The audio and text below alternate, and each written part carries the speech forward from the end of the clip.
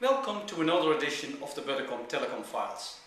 This time I would like to discuss with you the trans-sector approach for national broadband networks. There is increased awareness around the world of the importance of telecommunications infrastructure for the social and economic benefits. So it's a really an economic sort of element that we are bringing into telecommunications. There are huge social and economic benefits if we actually can use the infrastructure for a range of other sectors like healthcare, education, the environment, and actually build smart cities and smart communities. And that is what trans-sector is all about, bringing more sectors into the network. Now, seems like an obvious thing to do and easy to do, but what's holding us back is actually the structure of the telecommunications industry. It's a vertically integrated structure, whereby it's very, very difficult for the different sectors to get access to the network on an economic viable way. If you really want to develop infrastructure for these other sectors, you have to start talking on returns on investment between 8 and 12%. It's a utilities-based network.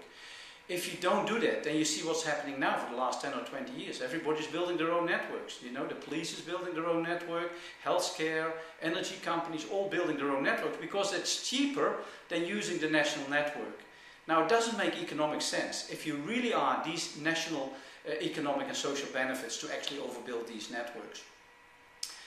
So what we, for example, I can give you an example why trans-sector is so important. If you look at old age people, if you can monitor old age people from their homes rather than sending them to a retirement village, yeah, and you can have diagnostics done as well over the broadband network as well as video contact as we have now.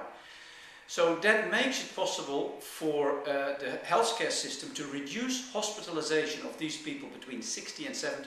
60 and 70%.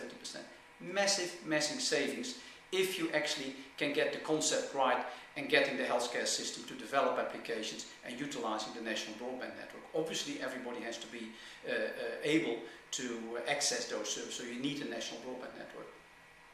So what you need is split the infrastructure from the services and make the infrastructure available at a very affordable way.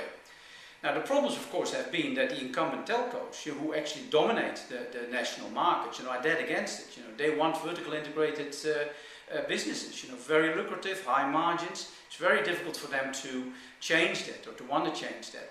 There are some enlightened incumbents as well. KPN in the Netherlands for already a long time, recently joined by Telstra in Australia, but also some of the Europeans are really looking at the opportunities. Because imagine if billions of dollars from healthcare education are flowing to telecommunications, you should be able to build some business around that. And that's what the enlightened telcos are actually seeing. But obviously you need government policies to ensure that these trans-sector policies are indeed be executed and that sort of services are becoming available over the network. The OECD amongst others have indicated that there are massive changes. Actually the changes that you get out of transport, education, healthcare could easily pay for a national broadband network. So it's obviously that there won't be any government in the world that's not going to look at that. The benefits are simply too high. And if the industry is not going to cooperate, the government will intervene. I hope you enjoyed this edition of the Telecom Files.